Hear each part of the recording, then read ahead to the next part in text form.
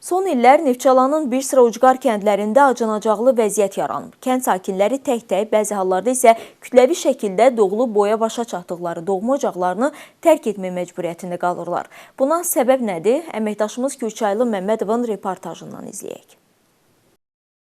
Burada bütün çətinliklər hamısının başında duran səbəb yoldur. Sakinlər çıxır. 100-ə yaxın burada yaşayış evləri var.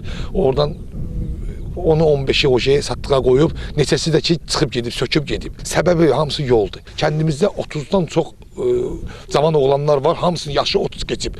Yəni maraqlanıram, hara gedirlər, soruşur hansı kənd, Yeni Qışlaq deyəndə deyir, yox, mən ora qız vermirəm. Bizdə şöhrətlərdə bizdən də bərbaddır.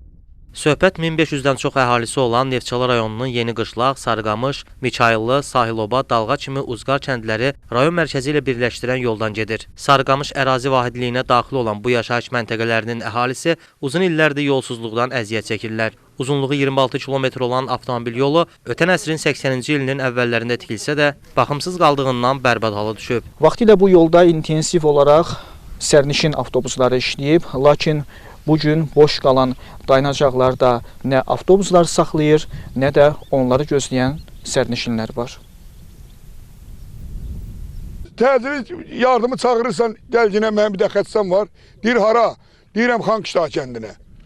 Deyir, yo, amanın günü. Avtobus gəlmir, taksi gəlmir. Və biz nətər yaşayaq burada? Sakinlərin sözlərinə görə yol bərbad olduğundan avtomobillər tez-tez sıradan çıxır. Yanğın və digər hadisələr olarsa, onlar gələnə kimi işdən keçir.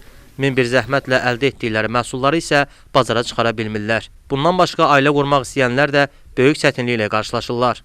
Yollarımız təmir olmur. Yollara görə kənddən cavan uşaqlar hamısı köçüb gedirlər ki, çünki geliş yoxdur burada. Gedirsən uşaq öyləndirməyə, qız verimlədir, kəndimizə yol yoxdur, bərbad haldadır. Bizim xahiş edirik ki, bizim yolumuza bir əncam eləsiniz. Sakinlər ona da bildirdilər ki, vəziyyətlə bağlı dəfələrlə aidiyyatı qurumlara müraciət edilib. Yolun yenidən bərpa ediləcəyi barədə söz verilsə də, hələ ki nəticəsi yoxdur. Məsələ ilə bağlı Avtomobil Yolları Dövlət Agentliyi ilə əlaqə saxladıq. Qurumun mətbuat katibi Anar Nəcəfli adı çəkilən yolun təmiri üçün təkliflər hazırlanaraq təqdim olunduğunu bildirdi. Kəndlər arası avtomobil yollarının yenidən qurulması regionların sosial-iqtisadi inkişafı dövlət proqramı çərçivəsində öz həllini tapır və sözgedən avtomobil yolunun yenidən qurulmasına bağlı təkliflər hazırlanaraq aidiyyət üzrə təqdim olunub ki, dövlət investisiya proqramına daxil edilsin. Dövlət investisiya proqramına daxil edildikdə həmin yolun əsas şəkildə təmiri tərəfimizdən təmin olunacaq. Verilən açıqlamadan da görünür ki, sakinlər yeni yolun inşası üçün biraz da səbr etməli olacaqlar. Kürçaylı Məmmədov, Əyyub Məmmədov, Neftçala.